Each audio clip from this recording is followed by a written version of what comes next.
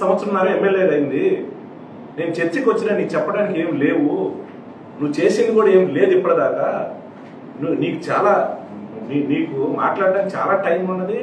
నువ్వు మీ ముఖ్యమంత్రి గారిని ఒప్పించుకో, నువ్వు గ్రాంట్ తీసుకురా, నువ్వు డెవలప్ చేయి. జగన్మోహన్ రెడ్డి గారు ముఖ్యమంత్రిగా ఉన్నప్పుడు నేను ఎన్ని గ్రాంట్లు తీసుకొచ్చానో ఖచ్చితంగా నేను చేసిన పనులు చూపిస్తాను.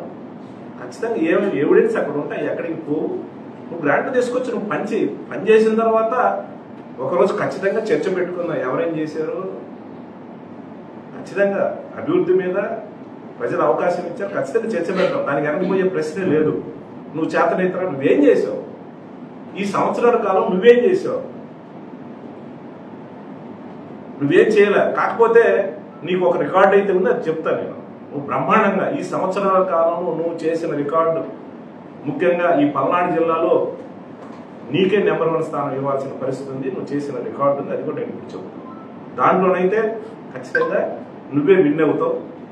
మా వల్ల కాదు, మేము చేయలేవు. ఖచ్చితంగా నువ్వు విన్ అవుతావు. ఎందుకంటే విలువల విషయంలో చాలా మాట్లాడాడు, అది లేకుండా చూసుకో. ఎందుకంటే జగన్మోహన్ రెడ్డి ముఖ్యమంత్రి 5 సంవత్సరాల్లో ఎక్కడా కూడా ఏ రైతులు కూడా రోడ్డు మీదకి వచ్చి ధర్నా చేసిన పరిస్థితి లేదు. కొంచెం అటు ఇటుగా సబ్సిడీగా కూడా రైతులకు మేము యూరియా కానీ ఎరువులు కానీ అందించిన పరిస్థితి. నీకు తెలియదు, నువ్వు ఎక్కడో గుంటూరులో ఉన్నావు. వాస్తవంగా ఏదైనా ఉంటే ఇక్కడున్న నిజాయితీ ఉండే వాళ్ళ దగ్గర ఏమైనా ఫీడ్బ్యాక్ తీసుకొని నువ్వు మాట్లాడితే బాగుంటుంది.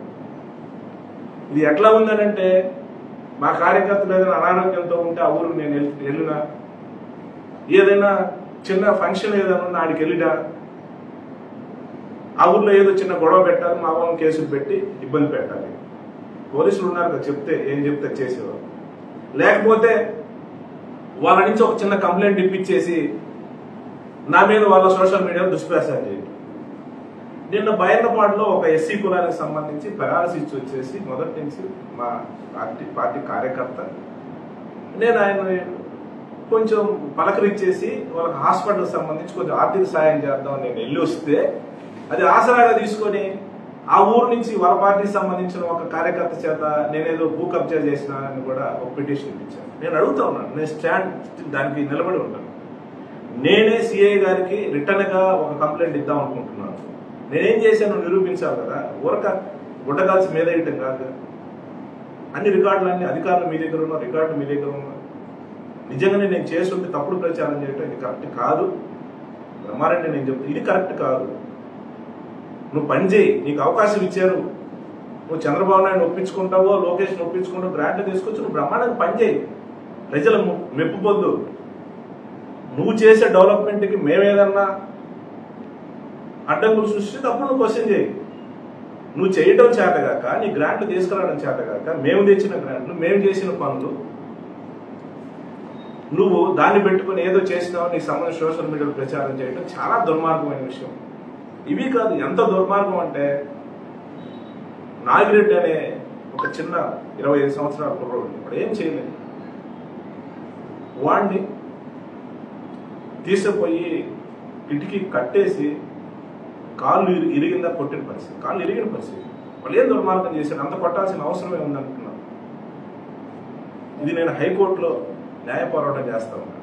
ఇది ఎస్పీ గారు, కొత్త ఎస్పీ గారి దృష్టికి కూడా నేను తీసుకెళ్తాను. ఇలాంటి శ్రీనివాసరావు అనే మా ఎంపీపీ వాళ్ళ అబ్బాయి హైదరాబాద్లో పోయి తీసుకొని అక్కడి నుంచి పిడుగురాల తీసుకొచ్చి పిడుగురాల పోలీస్ స్టేషన్లో కూర్చోబెట్టి విపరీతంగా కొట్టి హింసించిన పరిస్థితి. మన కేసులుంటే నిజంగానే ఉంటే పెట్టుకోండి. ఈ రకంగా వాళ్ళని హింసించి కొట్టే అధికారం మీకు ఎవరిచ్చినారని అడుగుతాం. ఇవే కాదు, చాలా అన్ని ఊళ్ళలో ఇదే సంఘటన జరుగుతూ ఉన్నాయి. ఈ సంఘటనను ప్రోత్సహించడంలో, తప్పుడు కేసులు కట్టడంలో, గ్రామాల నుంచి పోలీసులను అడ్డం పెట్టుకొని గ్రామాలకు రాకుండా బయటికి పంపించే విషయంలో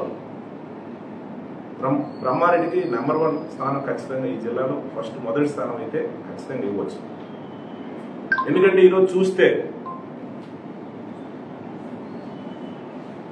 దరిదాపుగా